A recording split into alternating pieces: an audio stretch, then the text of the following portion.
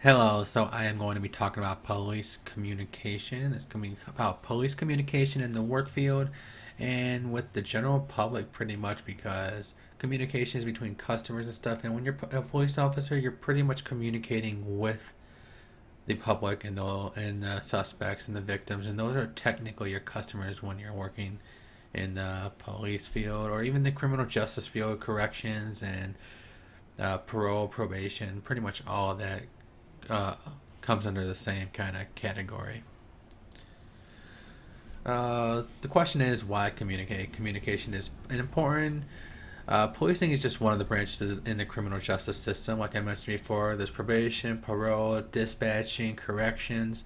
It all falls under the same thing. You always Communication is always important in policing because in the end, it could either mean life or death, and that's why it's important. Uh, Miscommunication can also cause lapses in security and put even more people at risk.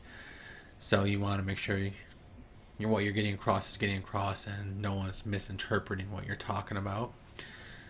And it needs to get across mass distances to keep everyone informed. Police precincts and departments usually keep in contact with departments across the country, just so, like, is robbing if someone is on the loose and they cross the state lines, you need to get that information to them right away so everyone knows what to keep a lookout for. Uh, there's a couple of key important things when you're talking about communication. You want to think about sending, receiving, and interpreting the message. You want to make sure you understand the problem. I don't want to jump straight to a conclusion, and make sure you actually listen to the person. Police officers are typically as bad as listeners as the general public, if not worse. You need to make sure you understand what they're saying and don't try to rush them, because when someone's in trouble, they're not going to be all calm and all calm as you might be. Or if you're trying to find out what the problem is, you want to be calm and make sure your tone is everything is good as well. If you don't know how to communicate, then something may not be received or interpreted the way it was intended, and that can make the situation more aggravated, and it could just make it go out of control. When talking to someone face to face for interpersonal communication, you have to think about the words being used, how is it delivered, the sender's tone, inflection, rate of speech, and body language. This can go for policing, and this can also go for dispatchers as well. Like if you're a dispatcher, you want to make sure it's a stressful job. You want to make sure you're extremely calm though, because when you're a dispatcher, you're making the call to the police patrol cars. You're also typing in the computers that's going to be relayed to their computers, which we will mention in a little bit. And you're like multitasking 5 different jobs at once, and you need to stay calm, especially as a dispatcher, or even if you're a police officer. You want to have a calm rate of speech. You don't want to feel threatening towards someone, and you want to make sure that they can trust you and they can hopefully look to you for assistance in the future. You also have to deal with different cultures and communities that may act different to certain phrases and actions. Certain people might not like eye contact. Certain people might not like you stepping on their lawn, stepping inside their house, looking at their women. You gotta really study the community before you become a police officer when you think about communication. This also helps when you know your coworkers as well, so you know what your coworkers like and know how to treat your coworkers. There's a lot of harassment cases, so you want to make sure you do not do that as well. As mentioned before, poor communication can result in injury and sometimes tragic outcomes. And communication can also help build trust in that community. If if a community doesn't trust you, then how do you expect them to comply with everything that you're trying to set out to protect them with? There's different ways to improve communication within the public. That is public meetings, volunteering, letters of feedback, and listening. With public meetings, you can get their feedback and you make sure you listen to them, and then you can give them feedback back about what you're doing to help protect them in that community. Volunteering also lets you get closer to the community. They can send you letters, and the biggest part is right there, listening. You want to make sure you do that all the time. There are many different forms of communication technology in policing. One I found interesting was canine units are actually getting cameras and two-way radio systems to help officers communicate with them.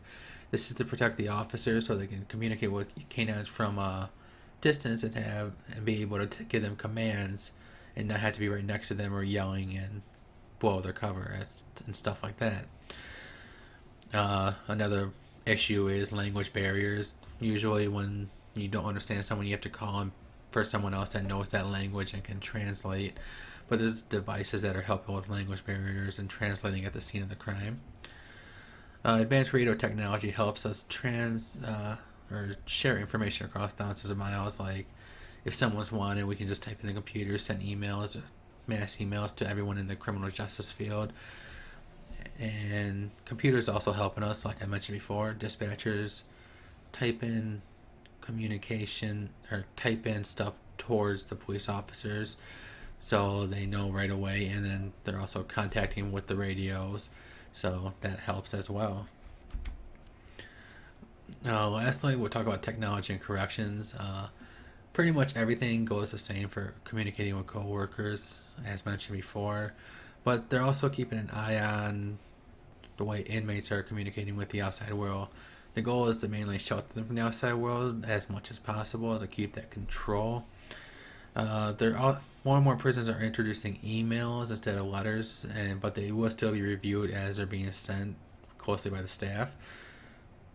Video visitations are also being introduced because that helps improve security as well, instead of having a bunch of people come into the prison, which obviously we all know it can lead to contraband being introduced and smuggling. And phone jamming is also being considered. As a correction officer is going into the prison, they either leave their cell phones in the car or they have to leave them be on a certain security point, like the locker room. So you want to make sure you do that as well. So they're thinking about phone jamming because phones are one of the contrabands being smuggled into the prison as well. So with corrections, you need to watch your workplace communications with the coworkers. We also need to watch the communications with the inmates as well, because it can lead to future security risk. In conclusion, communication is always important in the policing field. Like I said, it can lead to life and death, and it can mean life and death, so you don't want it to come down to that.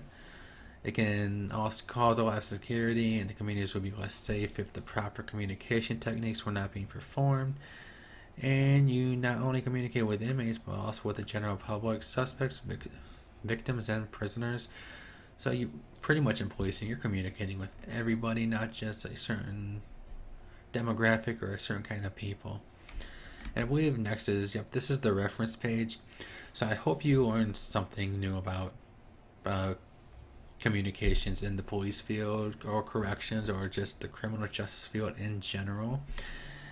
And thank you for watching.